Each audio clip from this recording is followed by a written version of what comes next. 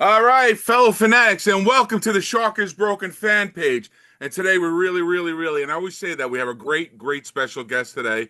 We have one of the actors from the UK cast of this year, 2025, Mr. Ashley Margolis. Hello, lovely to meet you. Thank you so And much. he played the role of Richard Dreyfuss slash Matt Hooper.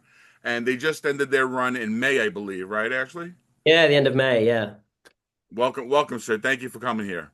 Thank you. Thank you. And luckily, everybody can see him on BroadwayHD.com. They actually preserved one of the shows, and everybody could go there and see it. And I've seen it about four times already. Have you? Have you? Yes, yes. I saw the Broadway show about 10. Wow. Okay. Yeah. Well, let's get to you. I always like to start with when did Jaws get into your orbit itself? Well, it's funny because I always remember saying like I only had watched the film I think once before doing the show. No Because I kidding. So remember you never in the ethernet of the whole phenomenon of what it was. no. I mean I watched it as a kid and was I remember just being petrified. I think when I've spoken to people before, my kind of introduction to Spielberg films were like E.T. and Jurassic Park. Um, And how and old are you? I'm 32. Right. So So there you go.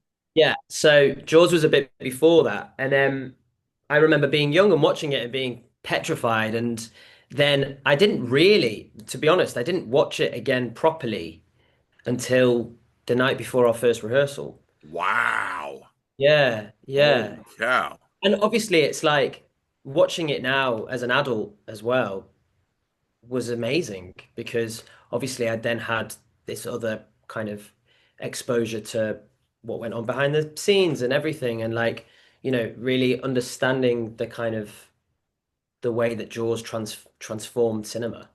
Um, And did you yeah, accept the effects of how they were, of how modern they were for 75? Did you I mean, it was get into the amazing. shark and Yeah. everything? Yeah. Oh yeah. I mean, like obviously stuff changes, but what's great about that is I think if it was made now, CGI would really ruin it, I think. I think like the kind of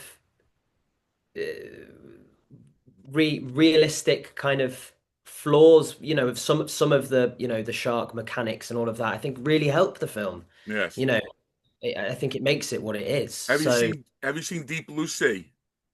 yes, I have. So there's that CGI version of what it Exactly. came to be. Exactly.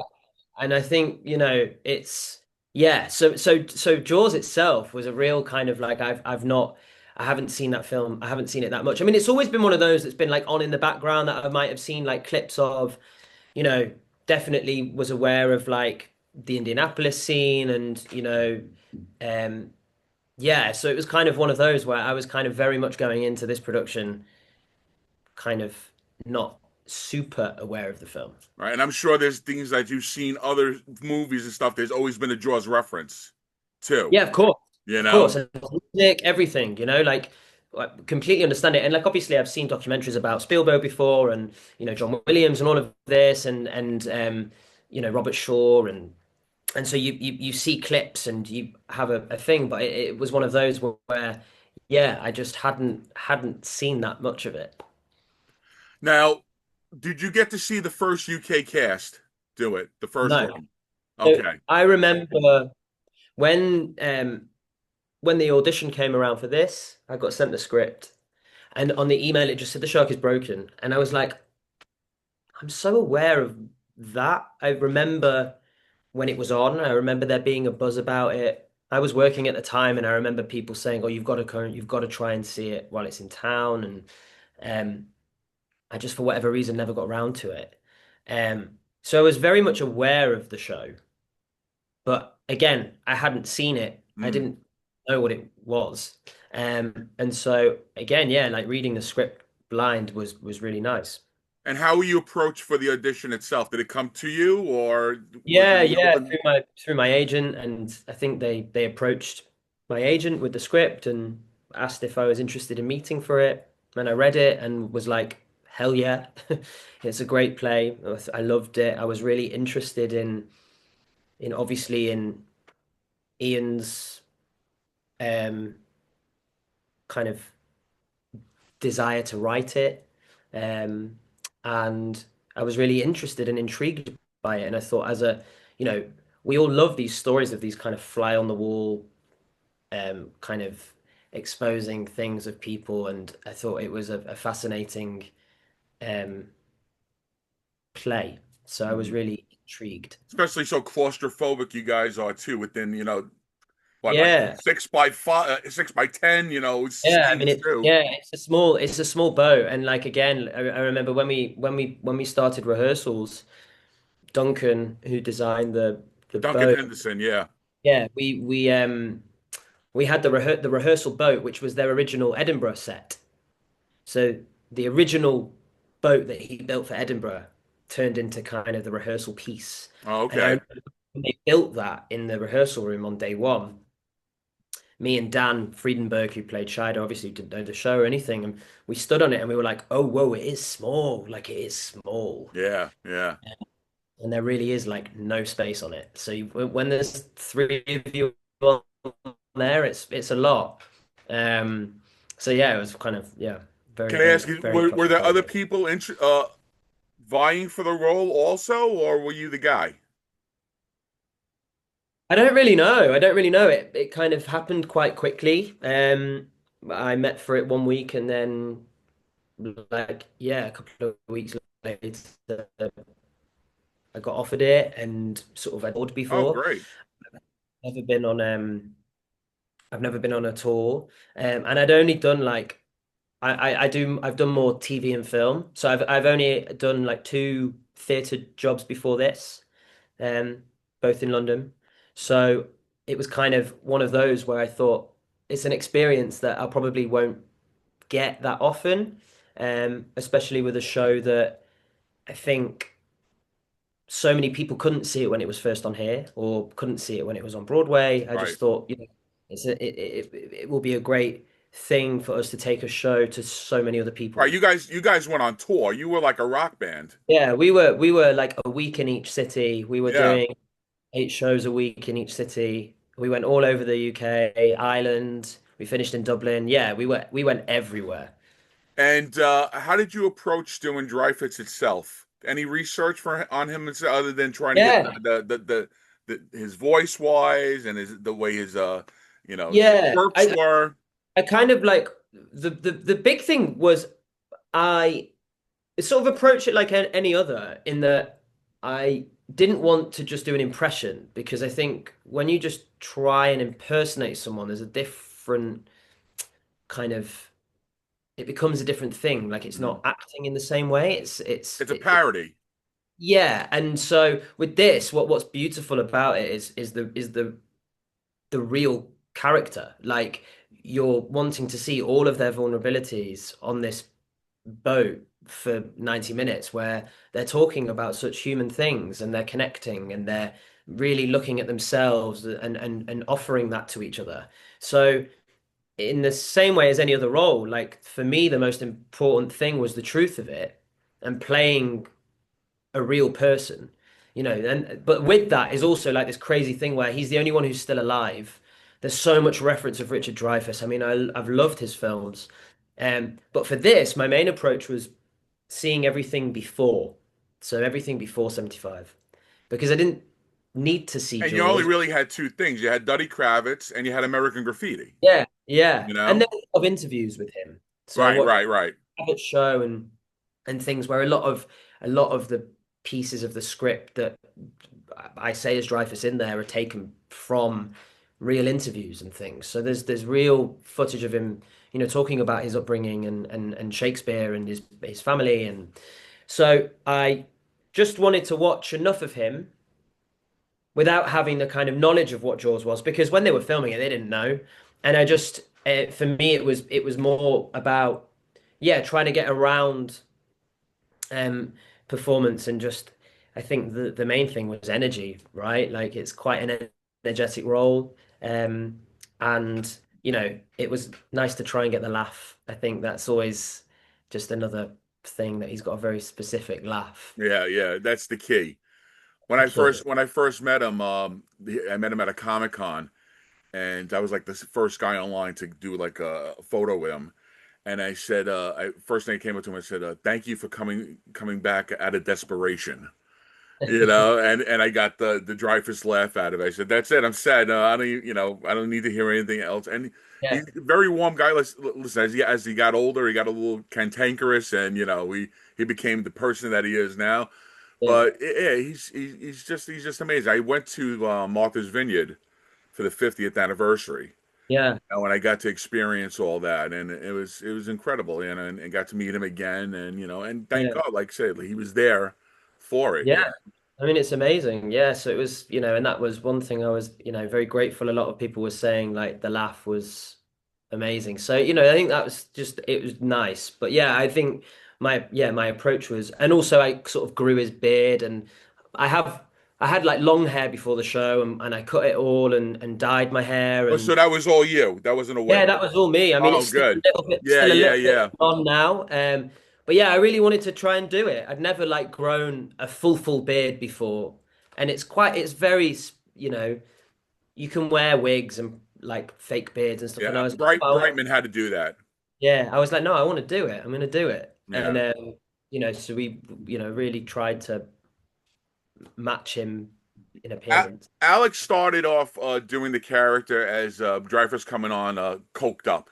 He was doing a lot of like that. Did you feel like you had you definitely went a different way. You just came on and you started off. You didn't show him that he had like he liked to do drugs basically. Did you feel like he had the anxiety of things, and then you definitely had the anxiety, but you didn't feel that you should show him that he was like a party guy in that sense.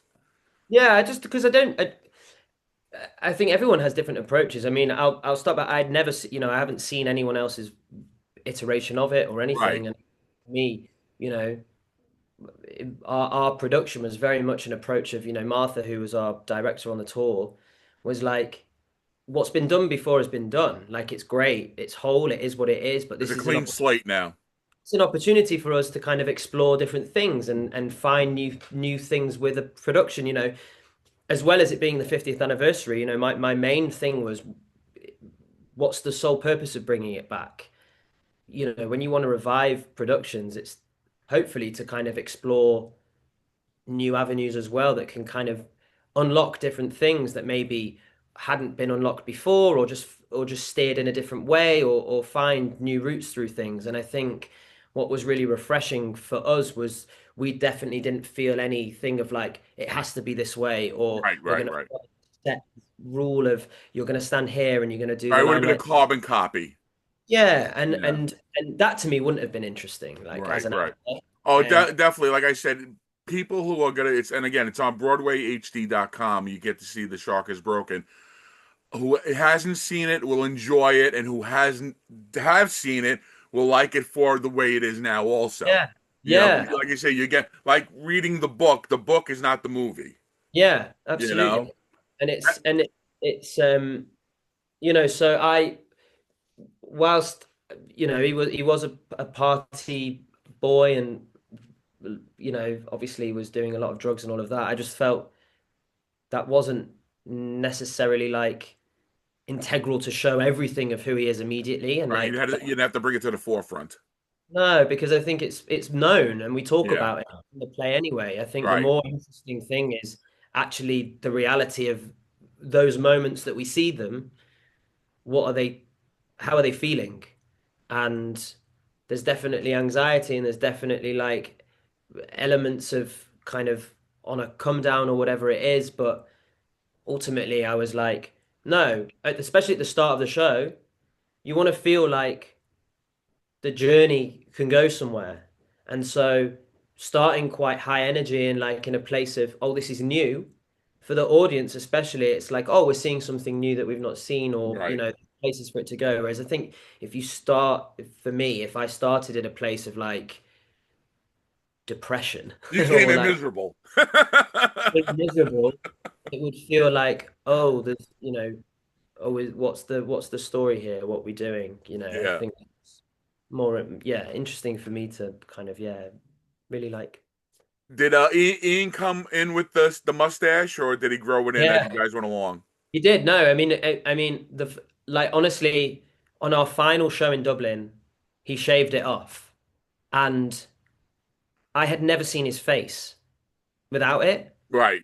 It was the weirdest thing because, we spent 6 months together, and in that time, he had the chops and he had his tash, and even when I met for the job initially, he had already had his mustache. I think he was definitely in prep for it again. But Yeah. mm, yeah, it was yeah, he was yeah. It's crazy. The last performance too. I saw the last performance too when it came out. It was more shocking. He could have walked right out and walked down the street, and everybody Yeah. been like, "Where's Ian? What happened to the guy?" I kept staring at him. I just kept looking at him. I was like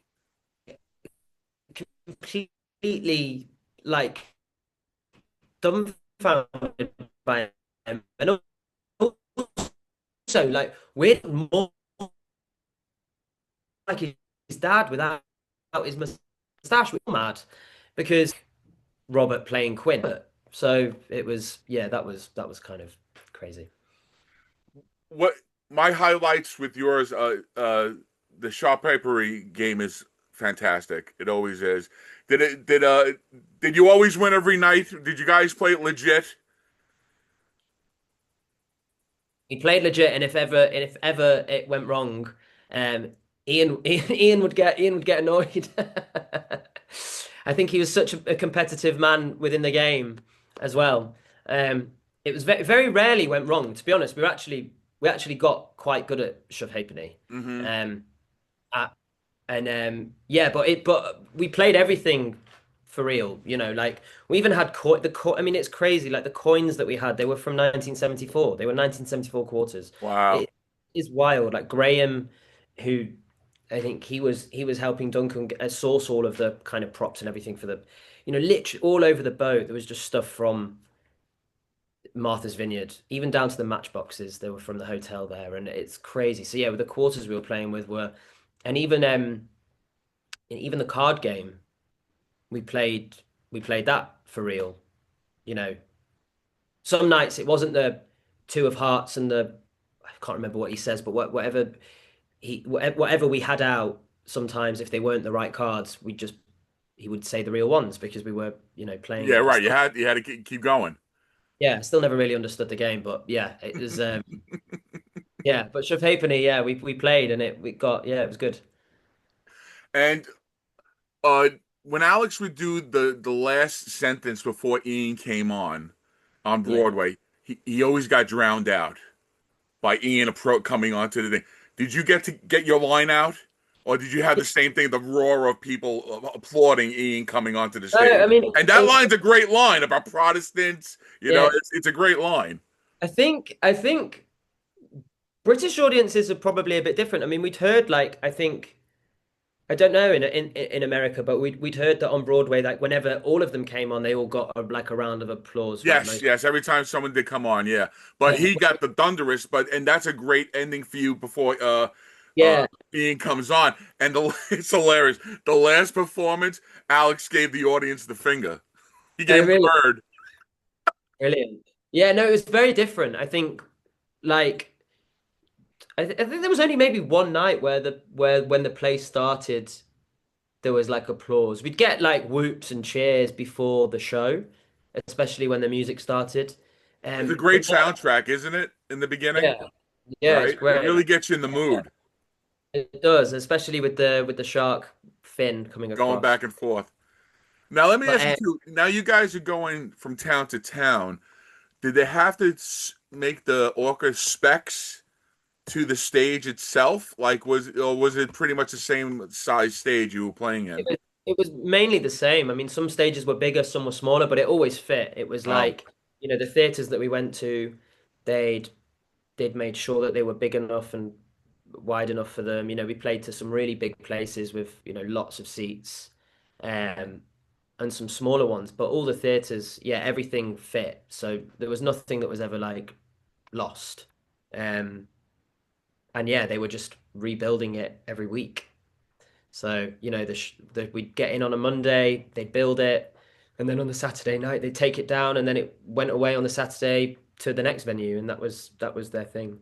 and were you doing how many performances a week? Did you do matinees? 8. Yeah, we did Oh matinees. It was like wow. 8 shows a week.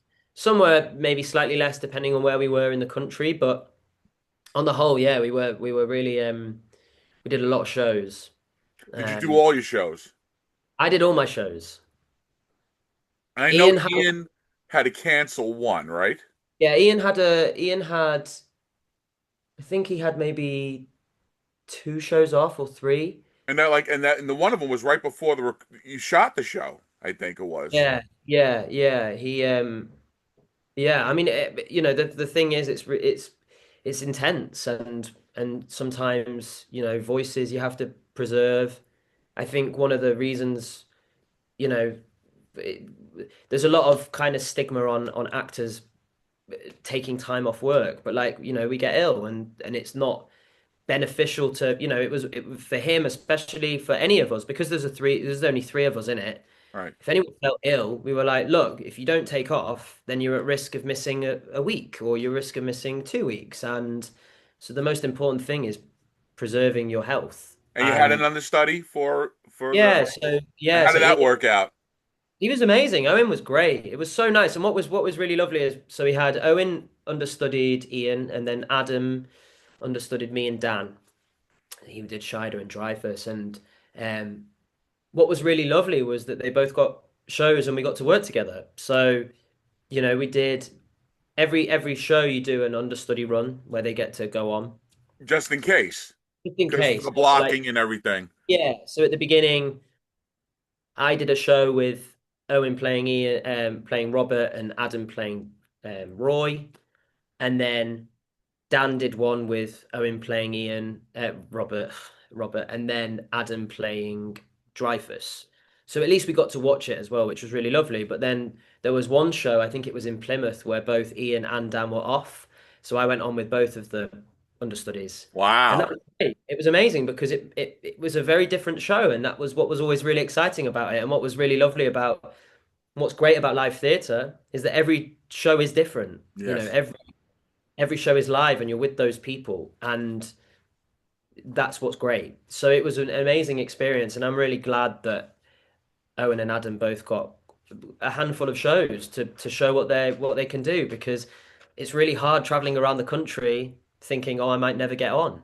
um and they were great. It was really cool. It was so nice. And The guys on Broadway never got a chance. yeah, They did that entire. It's amazing. They did that entire run, and they started that run well, in the summer and it ended in November.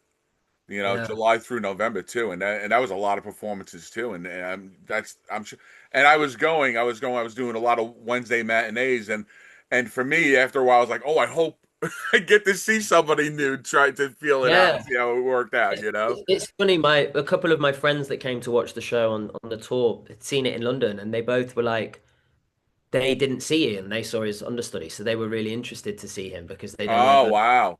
else. And so it's great. But no, yeah, I did every show. Um, yeah, that was. And how did you approach the panic attack scene itself? Do you just get yourself in a fervor of. I I think know it's I we. know it's all acting, but it has to be realistic also. Yeah, yeah, Not of getting course. there. Yeah, we talked a lot about the mechanics of that scene first, because ultimately, anytime you do a panic attack on stage or on screen, you've got to remember to breathe, because otherwise you will end up having a slight panic attack probably, because it's Right. you have to be really clever about controlling your breath and You don't want to everything. lose yourself in it. Yeah. I think the biggest thing for me was the feeling of anxiety and the feeling of Richard at his most vulnerable place, you know, genuinely asking if he thinks he's any good, and really caring about that. And so for me, I just really wanted to feel that feeling of being that vulnerable and finding the way to open up to another man, because that's something that was also really interesting in the show. In 75, 74, men talking about their feelings with each other. It's quite a brave thing to do. Even now, not a lot of men feel totally comfortable opening up and sharing with each other their true feelings or their demons or whatever they're fighting underneath. And so that was a really nice moment that I hope we captured in terms of it feeling like a moment of real care and feeling sorry for Dreyfuss. Yeah. Ultimately, just gets worse and worse with Roy showing him the lighter and everything, and it just like boiling over until a bit of a meltdown at Robert. Um, so yeah, we sort of worked on like the mechanics of how to do a panic attack, and then actually just the feeling every night just felt, especially at the point of the show that it comes in. We've gone so far. I felt, your energy's up there anyway, so it's kind Right. of quite fun to play that, that sort of breakdown. Um, so yeah, it was an interesting experience, but And I for the think audience to know, every shot that was taken was colored water. True? every Every drink. yeah, oh, yeah. No, it wasn't whiskey. Yeah, Yeah. no, Oh, it was that dyed. would really be ripping up your throat. Yeah, all the water yeah, it was all dyed. So we had a lot of water. There was a lot of water going on. Yeah, and Jeff, our stage manager, he'd be stood there pouring in the brown dye. I can't remember what they used, but yeah, we I think it was just like brown food coloring or something. Um, there was a lot of that going on. Yeah, I asked Dean. I said it could have been either apple cider or tea. For the color wise. He goes, no, no. It goes water itself. We couldn't be doing that every single night. That It was would even water. mess us up. I mean, the crazy one is the Alka-Seltzer was sherbet. So like he was putting sherbet in water, which is like a crazy thing. Like I don't know if you can get them in America, dip dabs. I don't know if they're a thing there, but like um it was like lemon sherbet, so it was quite like sour. Okay. He was pouring that in his water, which I just thought like wild guy, but yeah, I loved it. Yeah, no, there was a lot of drinking, a lot of water. A lot of us trying to, not need the toilet. Was there any lost thought in doing? Did you lose yourself at some times? Everybody played it straight, and there were no. I saw. I felt there was a little bit of an improvise during the coin game, or was that all exact? Yeah, I mean, we were kind of we sort of uh, tried to kind of make it feel as natural and real as possible. Um, the script is great, and when we were just allowed a bit more freedom to kind of play about with how that would really go, you want it to feel and seem like you really are just dropping in on three guys in between a take. Yeah. So the script is perfect in its form, but like there's definitely a bit of, especially in those kind of sequences with the games, if it's too regimented and it feels too rehearsed, then you're watching something that's been rehearsed. So we wanted to make it feel a bit more real and a bit more kind of not chaotic, but like keep an energy of it feeling like they're getting really revved up and they're really enjoying being around each other, because it's the first time you really see the three of them genuinely, seemingly enjoying being around each other, Right. and that's something that we really wanted to hold, because otherwise it's just two people getting angry at each other the whole time, Right. Right. which And that could become monotonous, and then you kind of yeah. lose the audience that Yeah, way too. yeah, you get the thing. It's like, oh right, okay, this is the dynamic, and it was nice to really, you know, I think what's great about the play is that you see all of their journeys of their vulnerable moments and the times where they're together and the times where they, where you think, oh please don't ruin it, don't spoil it, because you actually like you can all get on, and that's really lovely, Yeah. you know. Well, Um, that's what I feel too. Towards the end of the panic scene, when Robert comes over and I hold you and says the poem. yeah, That's the most touching part, I think, of the show itself. Showing everyone how human he was and how he did care about what was going on. That he really, he came in like, what the fuck is going on here? And then realizing what it really was, and bringing it down to, for you to calm down, which I think it was great. yeah, yeah, And then the Indianapolis speech every night, is it just, I mean, you can hear a pin drop, obviously, right? yeah, yeah, for sure. for And sure. how is your reflection to like watching it, go and same thing like in like it's the end of the show too. So do you feel like the 90 minutes went quickly as you're doing it? Uh, Like yeah, I mean some shows, yeah. I mean some shows literally just were like over and you were like, "Oh, whoa, like that's fast." Um and some, I just think like anything, like some shows just feel a bit harder, I guess, or mm, like, they just feel like the time. But um yeah, I mean I always remember when we did a first read through of the play, and there was just Martha, our director, Ian, Dan, and me, and we got to it and we were just like, whoa, he's like really, really nailed every single part of that speech, like perfectly. And every day it was the same. yeah, There was never like a foot wrong. And the pressure of that is a lot because it's like, it's the thing that most people know. that's the So cherry on the if cake. if you mess up one word, there'd have been hell. But no, it was yeah.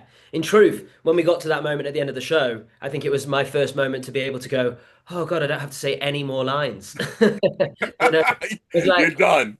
my show's done. I can just sit and watch. That's perfect. That's great for me. Um, so yeah, it was Yeah, fun. and even the when Shaw's drunk and does the line too. I mean, there's so many really great scenes in Yeah. it, It's a great play. I it really is. enjoy doing it. It's a lot of fun, and it's I'm just really grateful that we've been able to kind of, as you say, like preserve it for for people to see it that couldn't see it, or maybe want to see it again, or maybe saw a version of the show that they haven't seen us do it, or whatever. Like it's really lovely that it's there. Um, I watched it the other day for the first time, and really enjoyed it, which was kind of wild because I Did you don't like your often. performance? I did. I Good. mean, I don't often watch stuff that I'm in, but I actually Yeah. did. Obviously, I watch things through a lens of going, "Oh God, I hate myself. Like this is horrible, horrible." But as a piece, I really enjoyed watching it visually because that's something that I never got to see, and you know, I do kind of go like, "Oh God, that's crazy that that's me," because I feel like we do all look Like the very, character, right? Yeah. and um, but I was really proud of it because also there's something about filming a stage show, which is weird in itself because they're totally different mediums, and the performance is so different for screen than it is on stage. And you're really kind of conscious about how that would work. I feel like visually, like they filmed it so cinematically, it looks really great, and I think the show itself lends itself to that style. So actually, I think what they've created is really really special. Um, so it's yeah, visually looks really cool. Were the cameras stationary, or did they Yeah, have cameramen itself? we filmed it over 2 days. Um, so they filmed two shows. And that was Lighthouse. You did it, right? Yeah, in Poole. Um, and they had six cameras, I think, Mm. static. So they had two on either sort of sides of the stage, and then they had two in the stalls and like the front three rows. And we're just doing like master wides. And then the next day we came in and then they did some more close-up stuff. But we didn't film too much of it without an audience. There were only like moments that we filmed without an audience Oh, that okay. they actually have ended up using because the cameras that they used were like 8K cameras, so they can zoom in so far and not lose any quality. So all the scenes, pretty much, apart from a lot of their close-up stuff of like the apple or the knife or things like that that they filmed the Right. That next was day. like the breakaway to the next scene. Yeah. like 98% of what was seen was with an audience. Yeah, the audience was muted, but you can hear them in the background a bit, with some of the lines going on. Yeah, which I think is nice. I think there's something about it feeling more like a film that way. If the audience is too loud, maybe it also steers viewers to like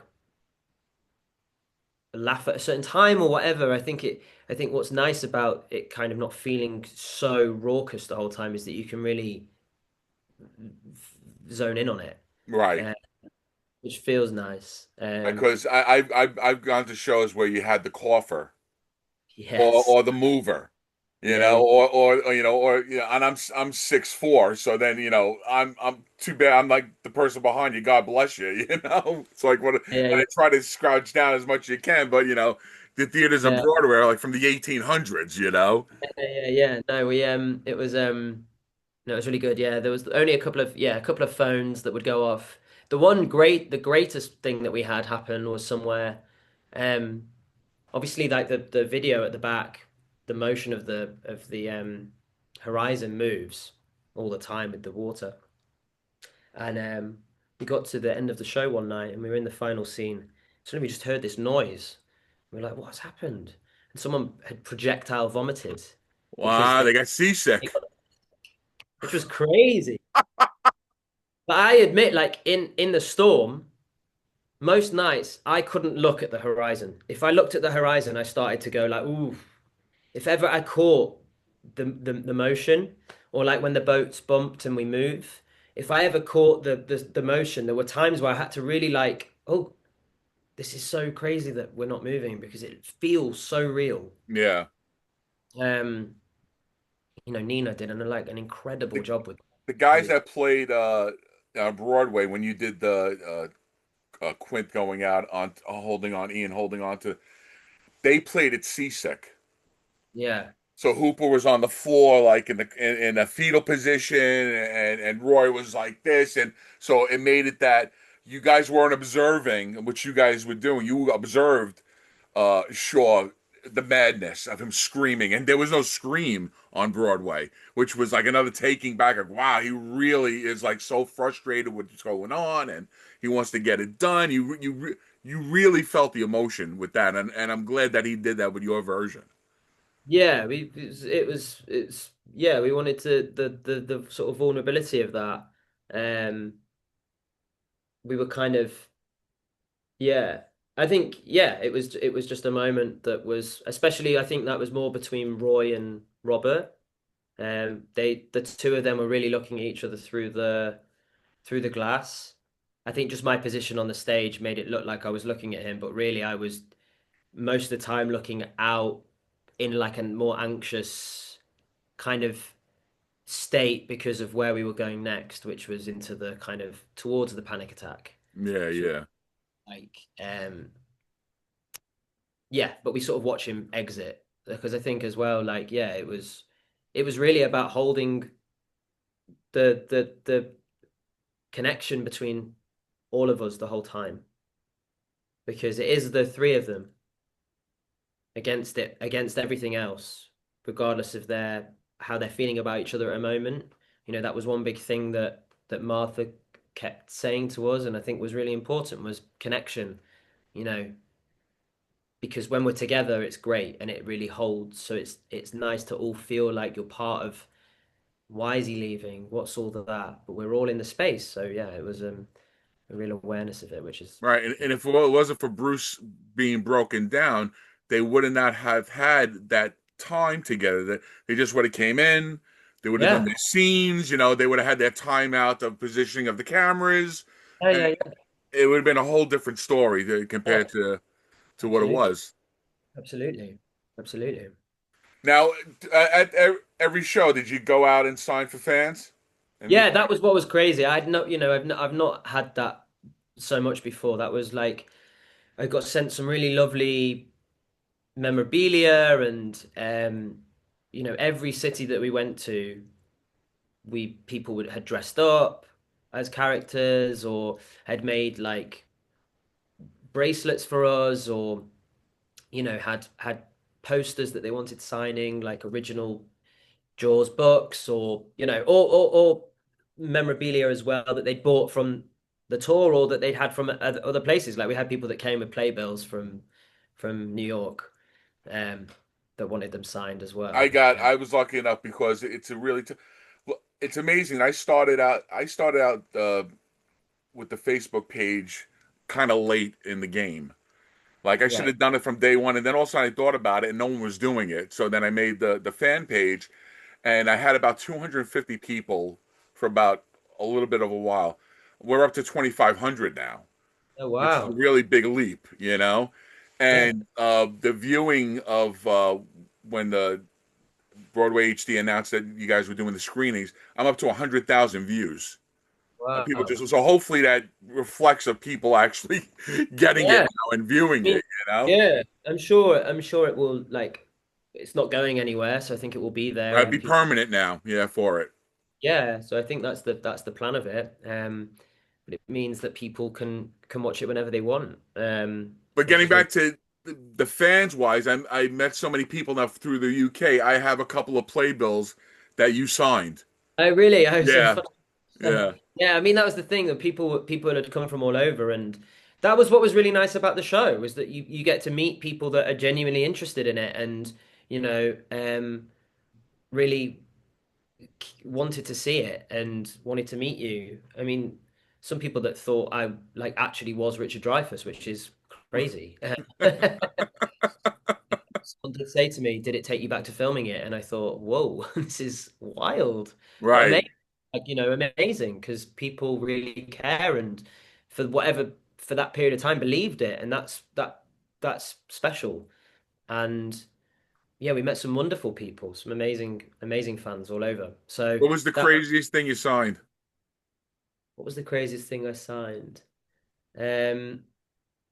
I mean, I signed a few people's bags, like rucksacks and things. That was Oh, weird. because they had nothing, and I guess they just wanted something signed. Yeah, yeah, like t-shirts, I suppose, but nothing. Did We you wouldn't sign get. Hooper? Did you sign any Hooper dolls? No, I didn't sign any Hooper dolls.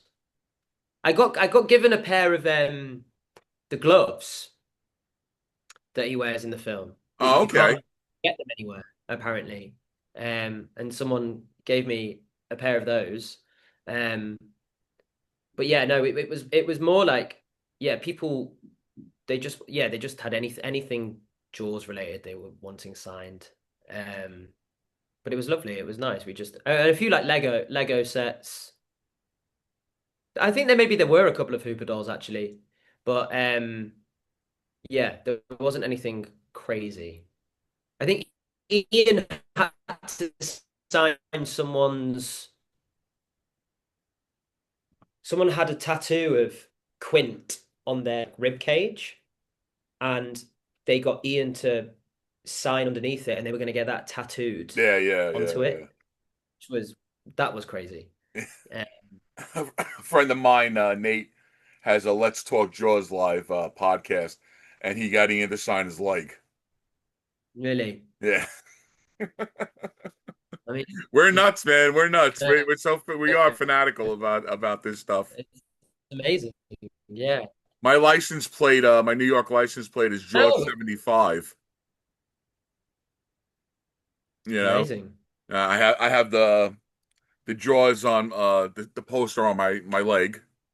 My entire Ian. calf is the poster. Yeah, I got that when I'm 58 now. I got that when I was 40. You know, Wow. and it I mean, was in I love all of that.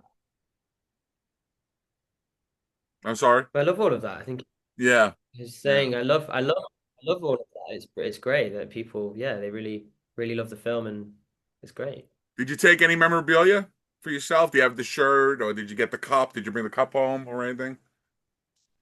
You're not that type of Um, guy. they wouldn't let me take anything. I wanted to take his glasses. That was the thing I wanted to take. Um, no, I mean it's all hidden away.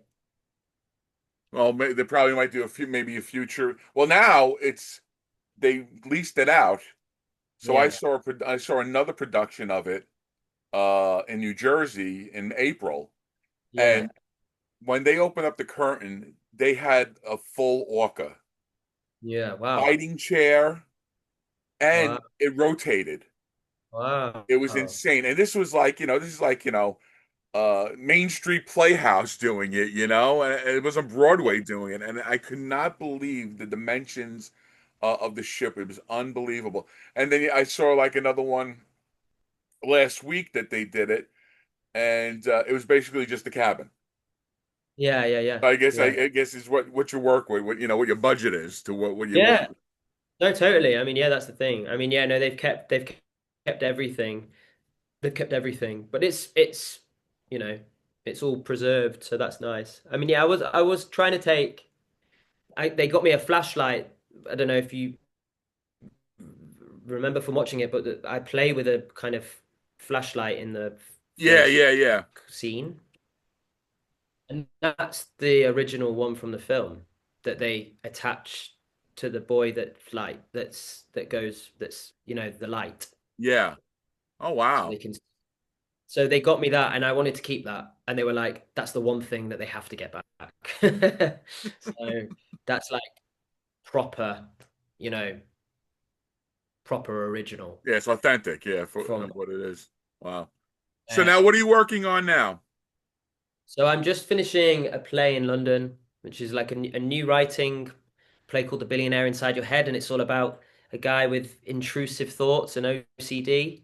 Um, so we've been doing that for the last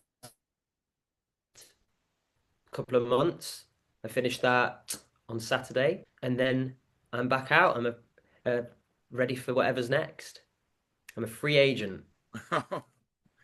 And any have you been to the States? Look, I've not worked in America yet. Would love to. Um, but yeah, hopefully at some point in my Well, future I hopefully will. this reaches out to producers in America now. Yeah, yeah. I mean that's what's nice about it. You know. And do you have a Facebook page, an Instagram, or anything else that people can follow Yeah, you? I've got an Instagram page, which is my name, which is Ashley, so Ashley with an underscore, and then Margolis, Margolis. And are you active on it? Uh, I'm active on that. Yeah, I'm on Instagram, um, and I've got a Facebook page, but I don't really use that anymore, to be honest. But yeah, my Instagram is where I'm most active with what I'm up to at the minute and what's going on. Yeah, So that's the best a place lot you of can people find me. ventured that way, with Instagram. Yeah, yeah. I've got Facebook, like it's a good way of like just seeing where like family are up to and things. But Instagram's it's easy. It's just pictures and stuff, so it's quite nice and Well, it's funny, your it's quick. mom So yeah, I'm or on your there. mom is part of the page. My mum- Oh, is she? Yeah, number one fan. And she sent she brought photos, she sent the photos of the performance that she went and saw you on it. I'm like, Yeah. like, Oh, oh, I would lovely. love to, and I reached out to her to try to get you. And then Yeah. we almost had you a couple of months ago, but it fell through. Something was happening. Yeah, you did. But yeah, I had a job that I was doing, so I couldn't do it. But I'm I'm glad that we've been happy. able to finally speak. Yeah, so it's wonderful. All right, man, I'll let you go. It's almost an hour, and this has been wonderful, and I really Thank you so appreciate much, it. and thank you for Oh, sorry, I think you cut out a little bit. Go Yeah, on. you too. We just Uh, the paths crossed like in Zoom, Ghostbusters. Zoom, I hate Zoom. Um, yeah, no, I'm so grateful, and thank you for watching it, and it's great that it's out there, and I hope, yeah, go to Broadway HD, watch The Shark is Absolutely. Broken. And put in a good word with Ian and Dan too. I would love to speak to them. Yeah, Let, no, I will, I let will. them We've know got a this is little, harmless and it's all love here. we've got a little WhatsApp group, so I'll put a little message in. Cheers. Thank you so much, Ashley. Thank you. And to everybody else, farewell and adieu, and we'll see you again.